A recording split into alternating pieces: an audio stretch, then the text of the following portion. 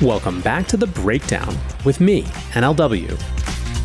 It's a daily podcast on macro, Bitcoin, and the big picture power shifts remaking our world. What's going on, guys? It is Thursday, May 22nd, and today we are talking about the new Bitcoin all-time high, plus a little bit of macro.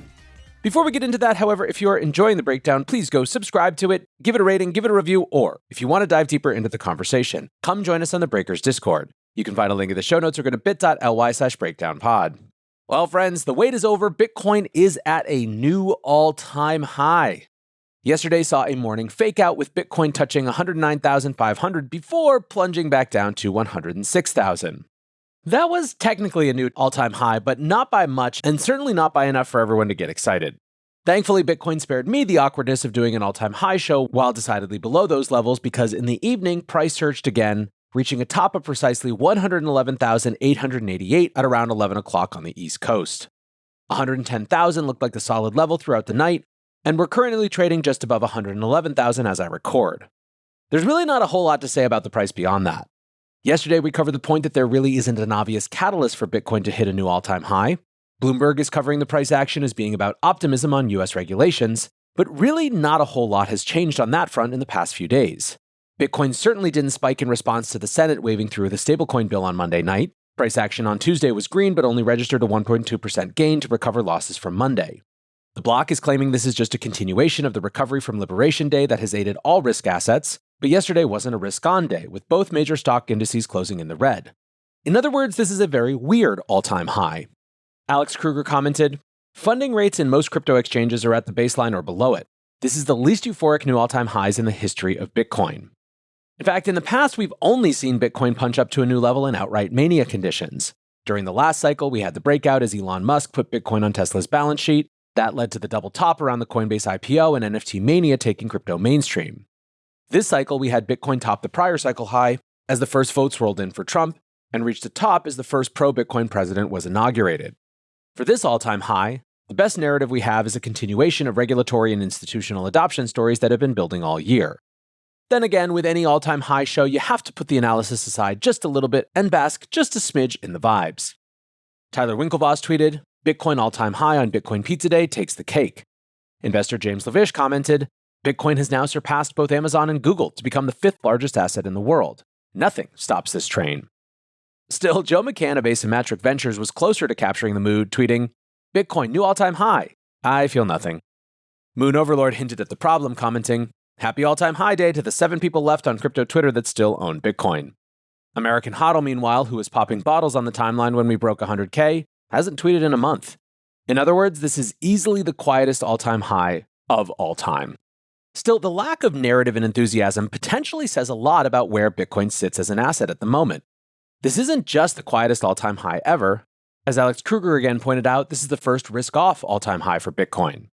Altcoins did have a positive day alongside, but they struggled to keep up with a relatively sedate 2.6% gain from Bitcoin. The point is that Bitcoin was not trading like levered tech stocks. In fact, it traded inversely to the Nasdaq on Wednesday.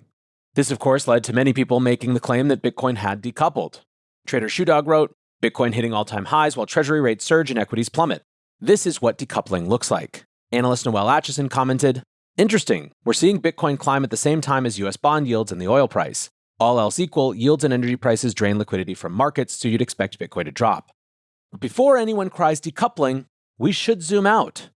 Atchison flagged that Japanese bonds are also seeing a collapse that has materially increased the risk of a bond market event, adding, "At times of market stress, both risk assets and safe havens do well. The former because of any likely policy response, which will probably involve injecting liquidity into the market. The latter because liquidity injections usually mean currency dilution, which does not get walked back when the currency passes. So, Bitcoin is still acting like a liquidity-sensitive risk asset despite higher yields and oil prices. But it is also acting like a safe haven. Its dual narrative is an advantage, especially when compared to just risk assets or just gold. I think that this is pretty dead on and an interesting framework to think about Bitcoin at this moment. Gold was actually down slightly over the past day, but remains within striking distance of its all-time highs as well. Still beyond gold, it's difficult to find a viable safe haven this week outside of Bitcoin. Let's talk for a minute, though, about what's going on in Japan. The Japanese government bond, or JGB market, is notorious for its ultra-low interest rates, which were essentially pinned at zero for most of the 2010s. Issues began in the ultra-long end of the market, with 40-year JGBs spiking above 3.5% to reach a new all-time high on Tuesday. This rate had been at 0.6% at the end of 2020. While rates have been steadily rising, Tuesday was a shock move.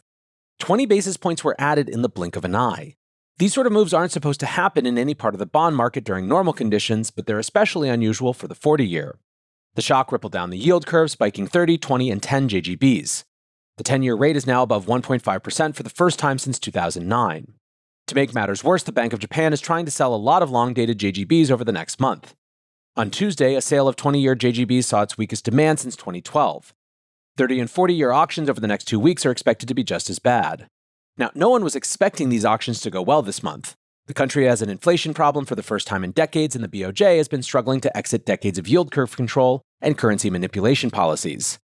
Still, one market commentator said, "The results were even worse than I had expected. The issues have become so stark that Prime Minister Shigeru Ishiba has been forced to comment." On Monday, he said, "The government is not in a position to comment on interest rates, but the reality is we're facing a world with them. Our country's fiscal situation is undoubtedly extremely poor, worse than Greece's." That reference to dealing with a world with interest rates demonstrates just how long Japan has been stuck at zero. Also, probably not a great idea, just politically speaking, to compare your country to Greece if you're trying to address a monetary and fiscal crisis. Japan more broadly is not in a good place. Lawmakers are tossing around the idea of a tax cut to ease cost of living stress, but with rising borrowing costs, it seems like a tough sell. That goes double for the lenders, with Mark Cranfield of Markets Live commenting, "The super long sector of the Japanese curve has been suffering from something akin to a domestic buyer strike." Robin Brooks of the Brookings Institute commented that we're in an entirely new world, tweeting, "For over a decade, the BOJ bought all of Japan's net new debt issuance. That's over. The rise in Japan's long-term yields is thus about price discovery. Markets are figuring out what long-term yields should be for a country with debt to GDP around 240%.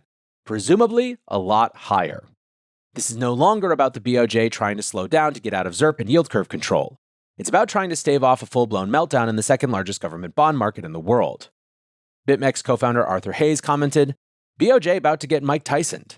Every central wanker banker has a plan to raise rates until the bond market punches them in the face." Basically, JGBs are no longer a safe haven asset in any sense of the word. Because of the way price moves inversely to bond yields, which is amplified by duration, investors who are holding 30-year JGBs have made a 50% loss on paper since 2020. Even just holding the paper since the beginning of the year has meant a 12.5% loss in principal. If you're looking around for a stable place to store wealth right now, you are not finding it in Japan. And yet, in the US, the cleanest dirty shirt is getting a whole lot dirtier. US Treasury markets are also spiking, with the 30-year bond reaching 5.1% on Wednesday, just shy of a 2-decade high. The 10-year is relatively stable at a still elevated 4.5%, while the 2-year that guides Fed policy is also contained at a steady 4%. Still, the 30-year is the barometer for the long-term viability of US fiscal policy, and the bond market isn't happy. And there are a ton of obvious catalysts. We had Moody's downgrading the US government on Monday for the first time in over a century. All 3 credit rating agencies now believe that Uncle Sam might not be good for it.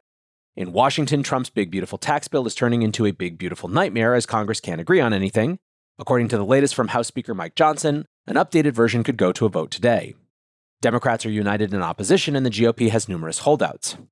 The bill needs near unanimous support due to the Republican slim margin in the House and is set to face another round of stiff opposition in the Senate. And even if the bill passes, that might not be a great thing for the bond market. This isn't like the dysfunction we saw around government shutdowns in 2024, which were quickly resolved by a vote. This tax bill calls for large cuts to government spending, but even larger tax cuts, increasing the structural deficit. At least in part, bonds are correctly pricing the idea of currency debasement as the deficit continues to climb. George Catrombone, the head of fixed income at DWS Americas, commented, "Make no mistake, the bond market will have its own vote on the terms of the budget bill. It doesn't seem this president or this Congress is actually going to meaningfully reduce the deficit." Priya Misra, a portfolio manager at JP Morgan, said, "The bond market is giving a warning sign to policymakers that fiscal sustainability issues cannot be ignored for too much longer. It's not just the bond market, but now those fears are gripping risk sentiment and equities, and credit are also paying attention."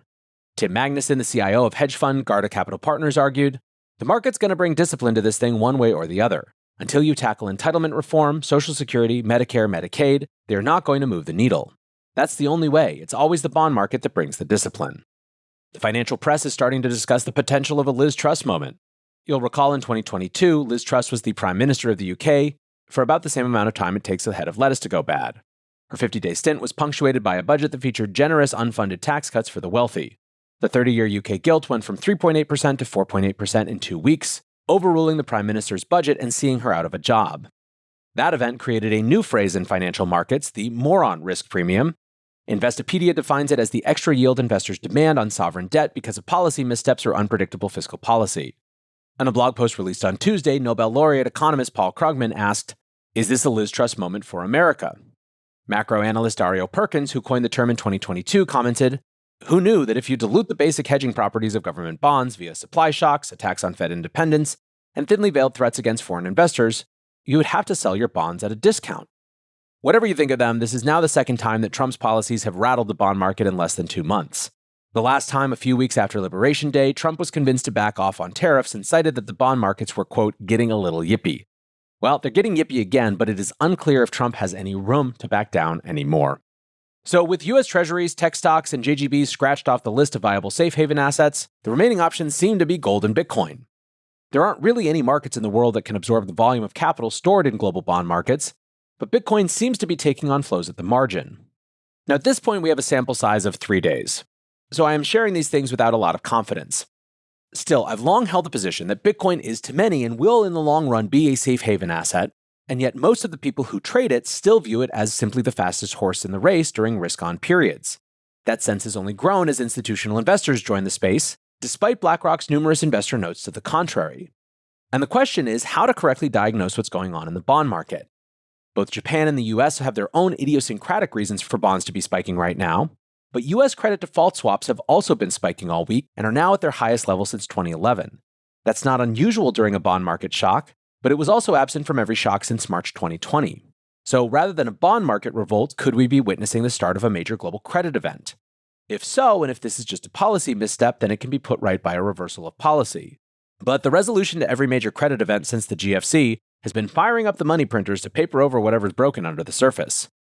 Some are starting to suggest that that's what we're seeing, and that's why Bitcoin is decoupled from stocks. Michael Gayed of the Lead Lag Report writes, "If Japan is the source of the credit event, Bitcoin will diverge. The one thing gold and Bitcoin have in common is that they are a counterparty hedge." Stack Hodler commented, "Everyone expects yield curve control, but Japan already tried that, and look what it got them. A spectacular bond market implosion happening right in front of us. Now every Japanese bank, pension fund, and insurance company that trusted the BOJ is holding a massive bag of flaming excrement. And so if this is the end result of YCC, why would any rational investor hold sovereign debt from severely indebted nations? It's possible the music is stopping and we may be about to jump straight to the end. Central bank credibility is shattering in real time. Scarce neutral reserve assets like Bitcoin and gold need to be repriced dramatically higher to reflect a world where investors suddenly realize en masse that sovereign debt is worthless without the backing of the biggest money printing the world has ever seen.